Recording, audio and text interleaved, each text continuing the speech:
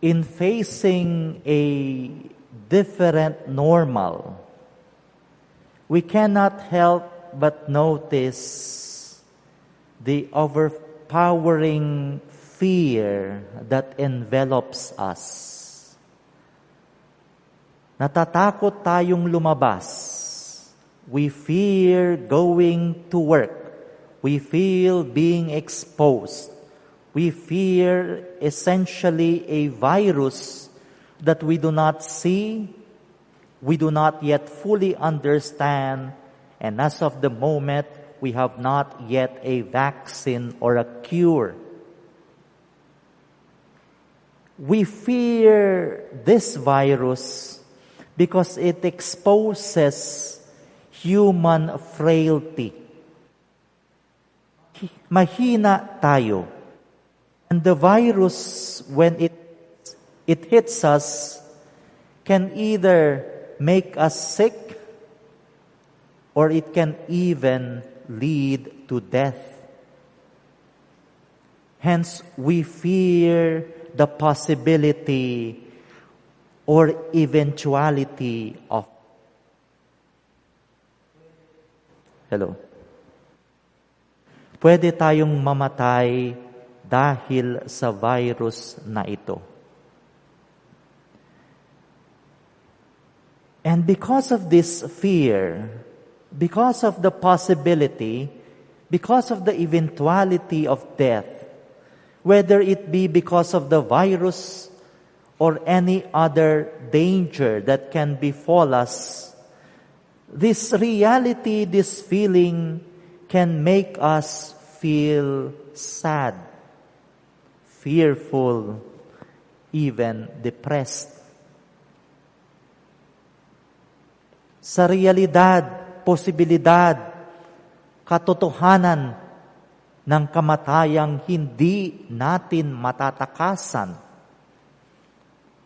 we can feel depression, we can feel sadness.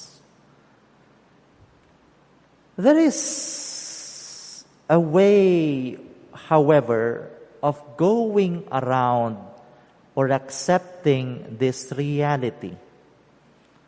One way is the religious way.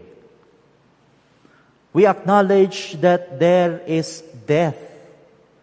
The possibility and eventuality of death is there.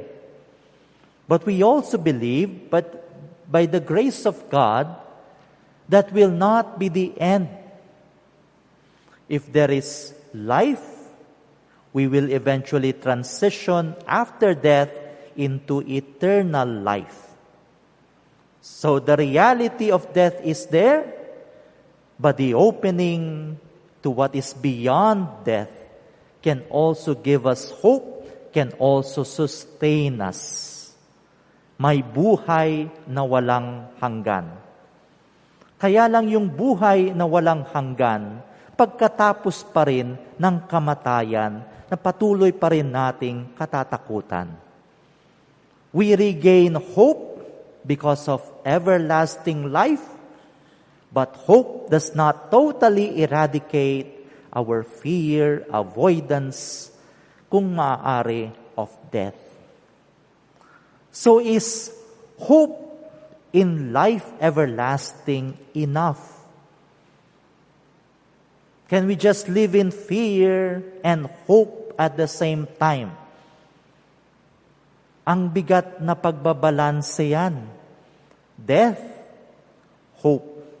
Fear, hope. Avoidance, hope. Can there be nothing more than hope? In the gospel, Jesus teaches his disciples that on top of hope, ironically, whoever takes up his cross and follows Jesus will find life. Taking up the cross will lead us to discover life. Does the cross eradicate death? No. Sometimes it even brings us closer to the possibility of death. Bakit ako magsasakripisyo? Bakit ako magpapasan ng krus? Anong klaseng buhay ang aking mahanap kung hindi ko rin naman pala maiiwasan ang kamatayan? Jesus was actually talking about meaningful life. So, life transcended into meaningful life gives fuller meaning to hope. Kahit andun pa ang kamatayan as a necessary transition from life to death, the existence, realization, discovery of meaningful life will bring us into fuller appreciation of our identity as sons and daughters of the Father. What is meaningful life vis-a-vis carrying of the cross? To put it in a simplistic way, it is the multiplication of life. Paano yun? Isa lang yung buhay ko. How will I multiply my life? By taking up my cross. That means I share my life. I utilize my life. I dedicate my life into something that enhances and gives life to others. Halimbawa sa ating academic setting, ang sakripisyo, ang pagpupunta sa eskwelahan, ang preparasyon, ang pagod ng guro, is a taking up of the cross. Pero sa pamamagitan nito, ang dunong ng guro na ipapasa sa kanyang mga estudyante.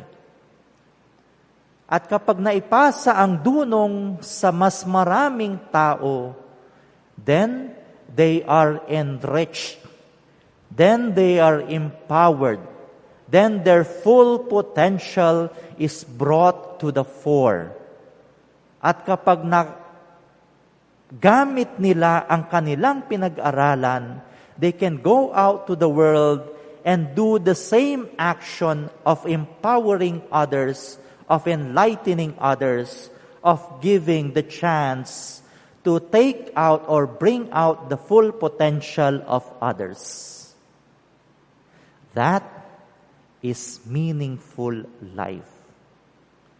So as we listen to the gospel and as we face a time where fear over death is heightened, we are asked to revisit our vocation for meaningful life. Pagpapatuloy natin ang academic community because this is life-giving. This is empowering. Ipagpapatuloy natin, although with many restrictions, ang ating bukasyon sa buhay because we want to be, again, disciples of a meaningful life. Mahirap. That's why we will take up this cross.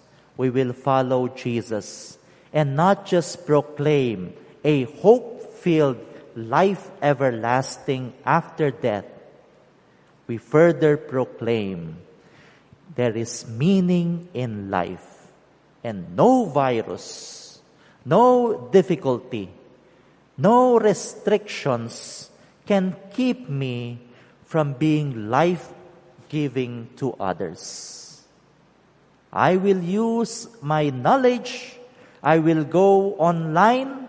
I will reach out to people by calling them or virtually connecting to them and giving them hope and empowering them and saying to them, sama-sama tayo dito sa new normal.